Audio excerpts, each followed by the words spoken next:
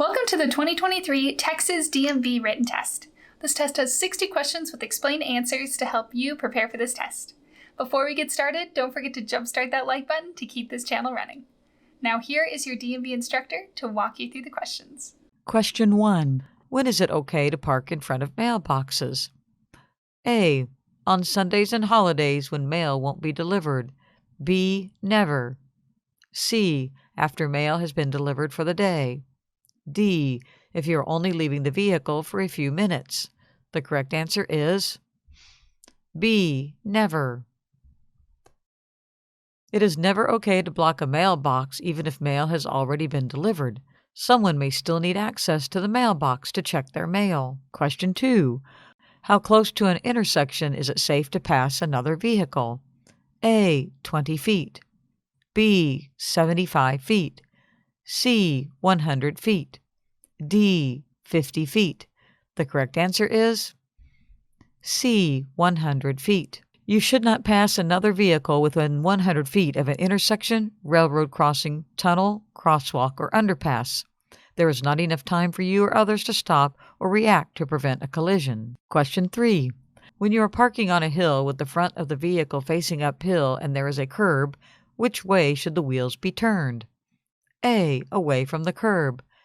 B. Towards the curb. C. Straight. D. It doesn't matter. The correct answer is A. Away from the curb. Turning the wheels away from the curb will allow the least amount of vehicle movement should the parking brake fail and the vehicle begins to roll downhill. Question 4. What does the term blind spots refer to when operating a vehicle? A. Areas that you can't see from your vehicle. B. Places non-seeing people cross the road. C. Areas that other drivers can't see from their vehicles. D. Both A and C are correct. The correct answer is D. Both A and C are correct. There are areas that you, as the driver, will not be able to see around your vehicle that a pedestrian or another vehicle might be in. Likewise, there are areas around other vehicles that the driver will not be able to see your vehicle if your vehicle should enter them. It is important that you are aware of these areas to avoid potential collisions. Question 5. When you are parking on a hill with the front of the vehicle facing downhill and there is a curb, which way should the wheels be turned? A. Away from the curb. B. Towards the curb. C. Straight. D. It doesn't matter. The correct answer is B. Towards the curb. Turning the wheels towards the curb will allow the least amount of vehicle movement should the parking brake fail and the vehicle begins to roll downhill. Question 6. How far from the curb should you park when parallel parking? A. At least 6 inches. B. No more than 12 inches. C. At least 12 inches. D. No more than 6 inches. The correct answer is B. No more than 12 inches. Parking more than 12 inches from the curb would leave your vehicle in the way of traffic and present a safety hazard for other drivers. Question 7. When you are parking on a hill with the front of the vehicle facing uphill and there is a curb, which way should the wheels be turned? A. Away from the curb. B. Towards the curb. C. Straight. D. It doesn't matter. The correct answer is A. Away from the curb. Turning the wheels away from the curb will allow the least amount of vehicle movement should the parking brake fail and the vehicle begins to roll downhill. Question 8. When you are parking on a hill with the front of the vehicle facing downhill and there is a curb, which way should the wheels be turned? A. Away from the curb. B. Towards the curb. C. Straight. D. It doesn't matter. The correct answer is B. Towards the curb. Turning the wheels towards the curb will allow the least amount of vehicle movement should the parking brake fail and the vehicle begins to roll downhill. Question 9. On a street that allows parking but also has a fire hydrant, how far must you park from the fire hydrant? A. At least 25 feet. B. At least 15 feet. C. At least 10 feet. D. At least 5 feet. The correct answer is C. At least 10 feet. Leaving at least 10 feet of space allows emergency responders adequate space to access the fire hydrant in case of an emergency. Question 10. When is it okay to park in front of mailboxes? A. On Sundays and holidays when mail won't be delivered. B. Never. C. After mail has been delivered for the day. D. If you are only leaving the vehicle for a few minutes. The correct answer is B. Never. It is never okay to block a mailbox even if mail has already been delivered. Someone may still need access to the mailbox to check their mail. Question 11. If your vehicle breaks down on the highway and you must leave it overnight, what kind of visible lighting must you have on the vehicle? A. The vehicle's bright headlights will alert other drivers of the vehicle's presence. B. None. If the vehicle is broken down, the lights probably don't work. C. At least one yellow or amber light at the front and red light at the back visible from at least 500 feet. D. At least one yellow or amber light at the front and red light at the back visible from at least 1,000 feet. The correct answer is C. At least one yellow or amber light at the front and red light at the back visible from at least 500 feet. Proper lighting on a broken-down vehicle on the side of the road in the dark will prevent distractions and collisions. Question 12. If the passengers in your vehicle don't want to wear their seatbelt, it is their responsibility. Is it considered your responsibility or the driver's? A. The passengers. B. The driver's. C. The driver's only if the passenger is a minor child. D. The driver's only if the passenger is in the front seat. The correct answer is B. The driver's. The driver is in control of the vehicle and doesn't have to move the vehicle until everyone is buckled up. The driver is ultimately responsible for the safety of everyone in the vehicle. Question 13. This type of vision is used to judge depth, your vehicle's lane position, and other objects close to your intended path of travel. A. Central vision. B. Path of travel. C. Fringe vision. D. Braking distance. The correct answer is C. Fringe vision. Fringe vision helps a driver by altering the central vision and judging a vehicle's speed and distance. Question 14. When traveling with children, which children need a car seat or booster seat? A. An infant under 20 pounds. B. A 5-year-old under 40 pounds. C. A 7-year-old under 60 pounds. D. All of the above. The correct answer is D. All of the above. All of these children are under the weight limits and age limits to ride without a proper car seat or booster seat. Small children's bodies are not fully developed, and the risk of injury or death is far greater for them than it is for older children or adults in even a small collision. Question 15. When is it safe to leave children in the vehicle? A. If you leave the keys in it and leave it running so the air conditioning or heat stay on. B. If you'll be right back. C. If it is daytime. D. Never. The correct answer is D. Never. Children should never be left in a vehicle without supervision. The vehicle could quickly become too hot or cold. Someone could break in and abduct or harm the children, or the vehicle could be involved in a collision while you are away. Question 16. How old should someone be before they ride in the front seat? A. 10. B. 8. C. 15.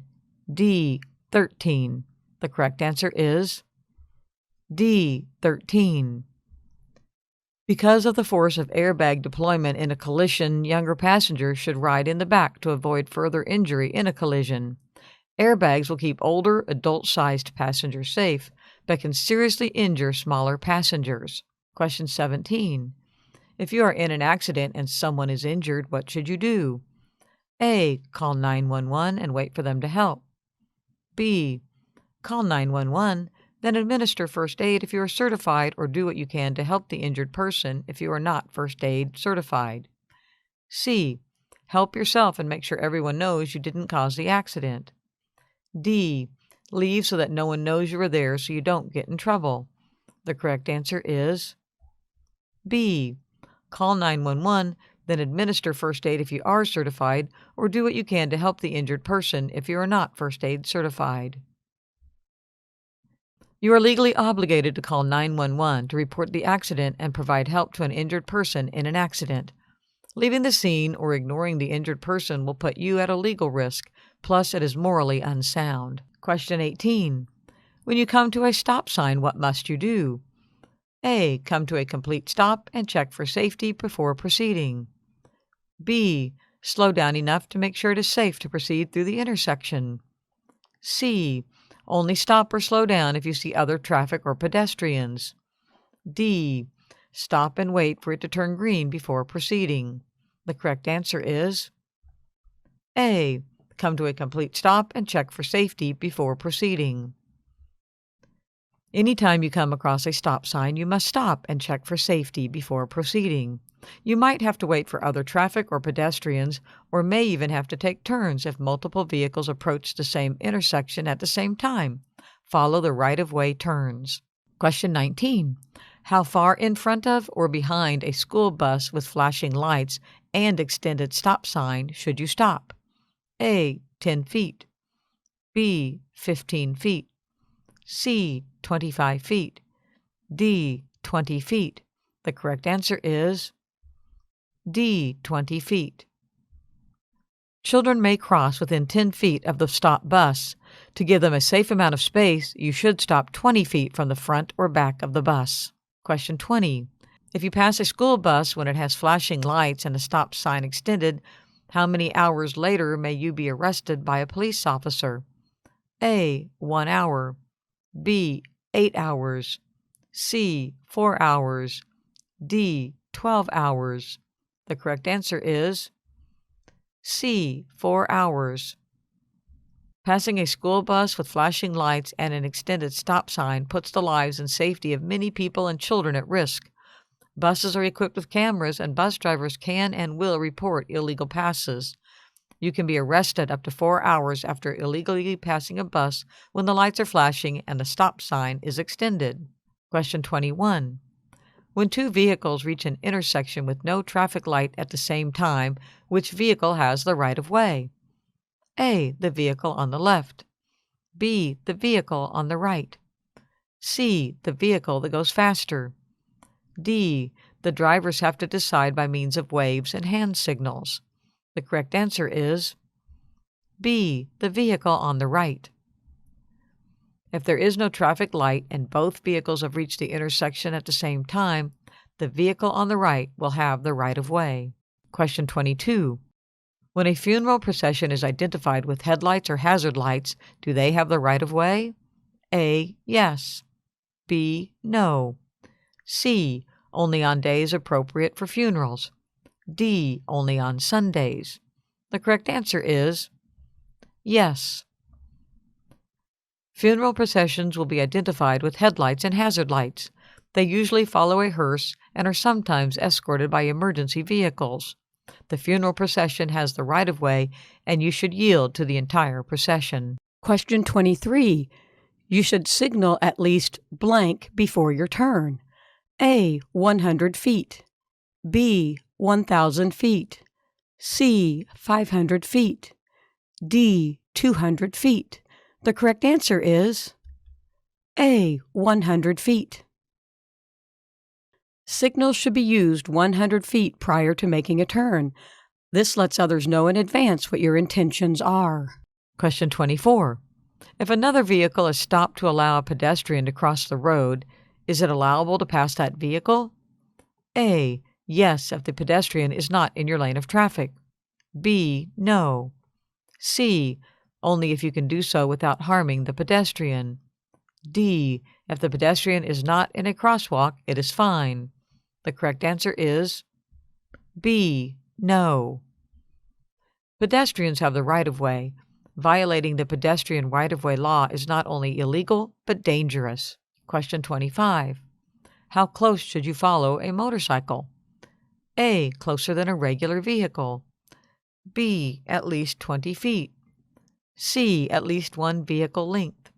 D. At least as far as a regular vehicle or farther. The correct answer is D. At least as far as a regular vehicle or farther. Because motorcycles can weave and topple, it is important to give them as much or more space than a regular vehicle in case of an accident. Following too closely is dangerous and illegal. Question 26.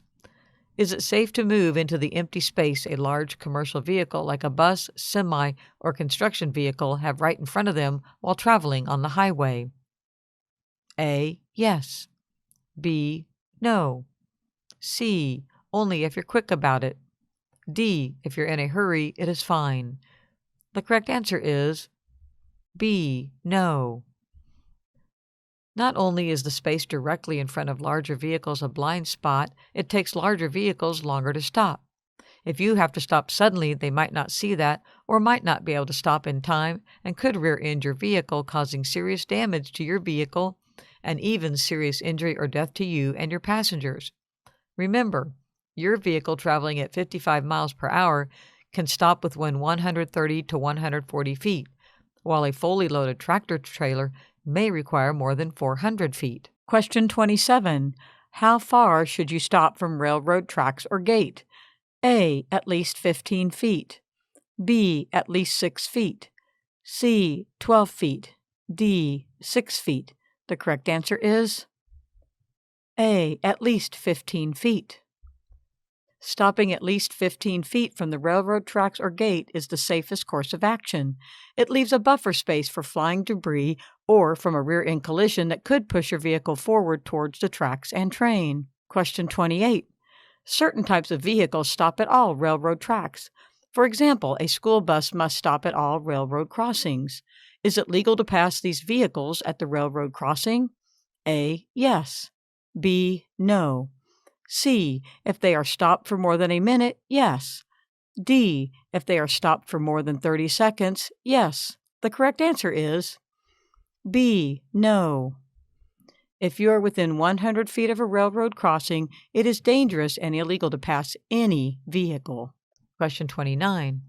If you approach an intersection with a traffic light, but the traffic light is not operational, how should you treat the intersection? A. A free-for-all. Vehicles can just go and people should look out for themselves. B. Uncontrolled or like a stop sign. Vehicles should take turns. The one on the right has the right-of-way. C. Vehicles on the main road will have the right-of-way. Vehicles on the other road will have to wait. D. All of the above, depending where you are. The correct answer is B. Uncontrolled or like a stop sign. Vehicles should take turns. The one on the right has the right-of-way. If the traffic lights are unoperational, the intersection should be treated as an uncontrolled intersection, like a stop sign. Vehicles should take turns moving through the intersection, yielding right-of-way to the vehicle furthest to the right, or first to arrive at the intersection. Question 30. Is it acceptable to enter the intersection if you would be unable to pass entirely through the intersection due to stopped or slow traffic blocking your path ahead? A. Yes, as long as you do so while the light is green. B. Yes, as long as you enter before the light turns red. C. Yes, if you think you can clear the intersection before the light turns red. D. No. The correct answer is D. No. If your path is blocked by slow or stopped traffic, you must wait for that traffic to move, even if your traffic light is green, if it means you will be blocking the intersection. You could end up stuck in the intersection when the light turns green for cross traffic or blocking the path of emergency vehicles. It is dangerous and illegal. Question 31. A steady red traffic light or steady red traffic arrow means what? A. Stop, wait for the light to turn green. B. Go when your path is clear. C. Stop, go when it is your turn. D. Go slow. The correct answer is A. Stop, wait for the light to turn green. Always stop at a steady red traffic light or steady red arrow. Question 32. A flashing red traffic light or flashing red arrow mean what? A. Stop, wait for the light to turn green. B. Go when your path is clear. C. You must come to a complete stop, and if there are no traffic signs prohibiting you from turning on a red light, you may proceed when it is safe. D. Go slow. The correct answer is C. You must come to a complete stop, and if there are no traffic signs prohibiting you from turning on a red light, you may proceed when it is safe. Flashing red traffic lights should be treated like a stop sign. You should stop, yield to the other vehicles. You can then proceed when it is safe. Question 33. When lane use control signals are in use, a steady yellow X means what? A. You should speed up or slow down. B. You should move into another lane. C. You should prepare to stop. D. Any of the above. The correct answer is B. You should move into another lane. A steady yellow X means you should prepare to move to another lane. A steady red X will be displayed next, and you will not be able to occupy that lane at that time. Question 34.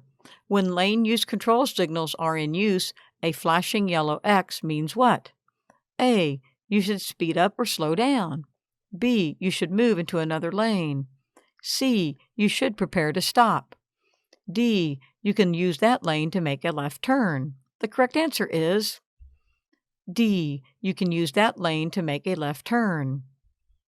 A flashing yellow X means you can use that lane to make a left turn. Question 35. What do white pavement markings on the road mean? A. Traffic traveling in the same direction. B. Dashed white lines mean the drivers can change lanes. C. Solid white lines mean lane changes are discouraged. D. All of the above. The correct answer is D. All of the above. White pavement markings indicate the traffic is traveling in the same direction. If the lines are dashed, it is considered safe to change lanes in that area. If the lines are solid, it is not considered safe to change lanes in that area. Question 36. What makes up your following distance? A. Distance between your vehicle and other roadway users. B. The amount of space to the front of your vehicle. C. The amount of space to the back of your vehicle. D. Following distance is not something you need to worry about when driving. The correct answer is A. Distance between your vehicle and other roadway users. Following distance is calculated by the distance between your vehicle and another moving vehicle or object. If you are driving in adverse weather, you should always increase your following distance in order to give yourself more time to avoid a conflict if needed. Question 37. What is black ice and why is it so dangerous? A. It does not exist. There is no such thing as black ice. B. Something your friends at school use to change the color of their drinking water. C. You drive a four-wheel drive car, so you do not need to be concerned about black ice. D. A thick coat of highly transparent ice, which means it blends into the road well and makes it harder to see. The correct answer is D. A thick coat of highly transparent ice, which means it blends into the road well and makes it harder to see. Black ice is very hard to see. This is what makes it so dangerous. When driving in colder temperatures and the pavement is wet, there is always a chance for black ice to occur. Black ice frequently occurs when the sun warms snow and ice during the day, temperatures drop once the sun goes down, and the snow and ice that turned into water will now freeze, making it hard to see. An area of the roadway might look wet when indeed it is ice. Be prepared when driving during these types of situations. Question 38. What is the 3-second rule? A. If you drop your snack on the floor of your vehicle, it is safe to eat if you retrieve it within 3 seconds. B. You can use your cell phone if it is only for 3 seconds. C. It helps you adjust your following distance when following another vehicle. D. It is how fast you should put on your seatbelt upon entering the vehicle. The correct answer is C. It helps you adjust your following distance when following another vehicle. When following another vehicle, pick a fixed point of reference like a light pole and count off 3 seconds. If you don't finish counting 3 seconds before reaching the point of reference, you are following too closely and need to slow down to adjust your following distance. If road conditions are poor or your vehicle is larger, increase the rule to 4 or 5 seconds. Question 39. Define visual lead. A. Area from the front of the vehicle that helps you gather information from the driving scene. B. A line that extends from the back of your vehicle. C. The area around your vehicle. D. All of the above. The correct answer is A. Area from the front of the vehicle that helps you gather information from the driving scene. Visual lead is an area of 20 to 30 seconds from the front of your vehicle. This helps you gather and process as much information as you can about the driving scene. Question 40. This type of sign tells a driver about a possible danger ahead. They are yellow and black in color. A. Regulatory signs. B. Guide signs. C. Warning signs. D. Construction signs. The correct answer is C. Warning signs. Warning signs are used to warn the driver of possible dangers and other obstacles up ahead in your intended path of travel. They can be used to warn a driver of a curve up ahead or a paved road turning to gravel. There are many different kinds of warning signs. They are yellow and black in color. Question 41. When driving in heavy fog, you should not A. Use your high beam headlights when driving in fog. B. Slow down and allow extra time to reach your destination. C. Use your low beam headlights or fog lights if your vehicle is equipped with them. D. Both B and C. The correct answer is A. Use your high beam headlights when driving in fog. When driving in foggy conditions, high beam headlights will make it harder to see. Low beam headlights or fog lights will help with the decreased visibility. When driving in adverse weather conditions, giving yourself more time to reach your destination safely is ideal. Question 42. This type of sign tells the driver about specific laws they must obey. A. Warning signs. B. Regulatory signs. C. Guide signs. D. Construction signs. The correct answer is B. Regulatory signs. Regulatory signs are there to regulate laws that have been set in place. Some examples include stop signs, yield signs, and speed limit signs. Their main colors are black, white, and red. Question 43.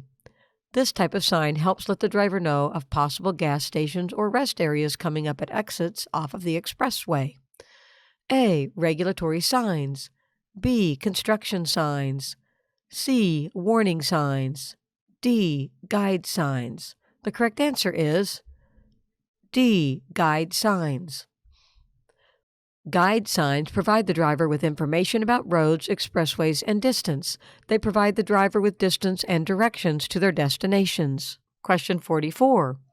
If your vehicle is carrying a projecting load that sticks out 4 feet or more from the back of the vehicle, what must you add to the back of the load? A. A red, yellow, or orange flag at least 16 inches wide if during daylight. B. A red light visible from at least 500 feet if at night. C. A stop or alert sign. D. Both A and B. The correct answer is D. Both A and B. Improperly marking a load that sticks out 4 feet or more from the back of your vehicle presents a hazard for other vehicles. They may not be able to properly judge how far the items are sticking out, and serious damage may be caused to their vehicle, or serious injury or death may be caused to a person. Question 45. When pulling a camper or trailer, what is the minimum following distance you should maintain behind other vehicles? A. At least 200 feet. B. At least 300 feet. C. At least 400 feet. D. At least 500 feet. The correct answer is D. At least 500 feet. Pulling a camper or trailer means you will need greater stopping time. Giving your vehicle at least 500 feet of space between your vehicle and the vehicle you are following will help prevent rear-end collisions, vehicle damage, bodily injury, and death. Sudden stops while pulling a trailer can result in flipping the vehicle and trailer, resulting in great damage and injury to all involved. Question 46. What are some things to be aware of when driving near snow plows? A. Flying debris from sanding and salting, getting kicked up from the road, and snow and ice chunks. B. The blades move and stick out from the sides of the vehicle. The vehicle will also have blind spots. C. Whiteout conditions caused by clouds of blowing snow. D. All of the above. The correct answer is D. All of the above. Snow plows do make the road safer to travel during winter conditions. However, traveling near them can be hazardous, and it is best to give them space to do what they need to do. Question 47. How often should you stop to rest when traveling long distances? A. When you get bored. B. When you are hungry or have to use the restroom. C. Every 100 miles or every 2 hours. D. When you feel tired. The correct answer is C. Every 100 miles or every 2 hours. It is easy to quickly become tired when traveling long distance, even if you are well rested. Stopping every 100 miles or a couple of hours to get out of the vehicle and move around gives your body a chance to stretch, loosen up, and get your circulation going. This is an opportune moment to grab a bite to eat and use the restroom too. Question 48. Which of the following items listed below can affect your ability to drive safely? A. Over-the-counter medications. B. Illegal drugs. C. Marijuana. D. All of the above. The correct answer is D. All of the above. Alcohol, marijuana, and other illegal drugs affect your ability to drive safely. Over-the-counter medications, such as Benadryl, which can cause drowsiness and affect your ability to drive safely. Question 49. Which of the following defines hydroplaning best? A. When you drive your vehicle on a lake or other body of water. B. When water collects under your vehicle's tires so that they no longer make contact with the road. C. When you drive in the rain. D. When you drive so fast in the rain it feels like flying. The correct answer is B. When water collects under your vehicle's tires so that they no longer make contact with the road. Hydroplaning is dangerous. You can easily lose control of the vehicle and hit another vehicle or go off the road when hydroplaning. If you find yourself in a situation where your vehicle is hydroplaning, take your foot off the accelerator until the tires make contact with the road again and you regain control of the vehicle. Question 50. Which of the following is the best alternative you can do instead of drinking and driving? A. Allowing your friend who has only had one drink to drive you home. B. You can drive yourself home because you have only had a half of can of beer. C. As long as everyone is wearing their seatbelts, no one will even know you have been drinking, so you will not be pulled over. D. Call someone for a ride, or stay home because you know everyone there will be drinking and they will want to peer pressure you into drinking with them. The correct answer is D. Call someone for a ride, or stay home because you know everyone there will be drinking and they will want to peer pressure you into drinking with them. Consuming even small amounts of alcohol impair your ability to operate a motor vehicle. If you have been drinking and drove your vehicle there, leave your vehicle there until tomorrow and call your parents, a rideshare, or anyone that has not been drinking. That can get you home safely. Question 51. If an oncoming vehicle is approaching in your lane, what should you do? A. Move to the left, oncoming lane. B. Move to the right, possibly shoulder. C. Honk. D. Both B and C. The correct answer is D. Both B and C. It is important to not move into the left or oncoming lane because the driver of the other vehicle may correct their course of travel and steer back into the left lane, hitting your vehicle. It is better to veer off the road and honk at them to alert them and others of the danger. Question 52. If your vehicle stalls on the railroad tracks and a train approaches, what should you do? A. Run towards the train and try to stop it. B. Remove all passengers from the vehicle and move in a 45-degree angle away from the train to avoid being struck by flying debris. C. Try to push the vehicle off the tracks before the train gets there. D. Turn on your vehicle's hazard lights and honk the horn. The train conductor can stop soon enough. The correct answer is B. Remove all passengers from the vehicle and move in a 45-degree angle away from the train to avoid being struck by flying debris. Trains are not likely to be able to stop once the conductor realizes something is on the tracks. Getting all the passengers out of the vehicle and away from the tracks, moving in a 45-degree angle away from the train will help to avoid anyone being hit by flying debris. Question 53. Why is it dangerous to drive through flooded roadways? A. Just 6 inches of water will reach the bottom of most passenger vehicles. B. SUVs and pickups can be carried away in 2 feet of water. C. Water can hide hazards and wash out the road. D. All of the above. The correct answer is D, all of the above. Flooding is dangerous to drive in. It is best to avoid it and find another route. Question 54. What does alcohol consumption impair? A, judgment, vision, attention. B, steering, perception, reaction time. C, coordination and balance.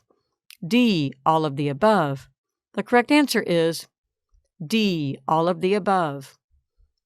Consuming alcohol, even after the legal age, can seriously impair one's judgment, vision, attention, steering, perception, reaction time, coordination, and balance, all of which are essential functions to our ability to operate a vehicle safely. If you have consumed alcohol and need to travel by vehicle, it is best to arrange a sober ride, call a friend or family member, a taxi, or a sober ride service. Driving under the influence is dangerous and illegal. Question 55. If your headlights suddenly go out, what should you do? A, try using your vehicle's fog lights, if the vehicle is equipped with them, turn signals, hazard lights, or parking lights to steer off the road to a safe area. B, stop immediately and call for help. C, slam on the brakes. D, pull over wherever you are, pop the hood, and try jiggling the wires. The correct answer is A, try using your vehicle's fog lights if the vehicle is equipped with them, turn signals, hazard lights, or parking lights to steer off the road to a safe area. Using another light to substitute until you can pull over in a safe area is the best solution. It ensures that you aren't pulled off in an unsafe area. Question 56. If you drive off the road into a body of water, what should you do? A, open the door immediately and swim to safety. B, let the vehicle sink, then swim up to the surface. C, nothing, the vehicle will float, just steer back towards land. D, open the window and exit through the window. The correct answer is D, open the window and exit through the window. The vehicle might float for up to a minute. This will give you time to unbuckle yourself and any passengers and escape through an open window. You should quickly swim away from the sinking vehicle as the suction from its sinking could pull you under the water. Swim towards land and seek help. Question 57. What should you do if your vehicle catches fire? A, pull over and put water on it.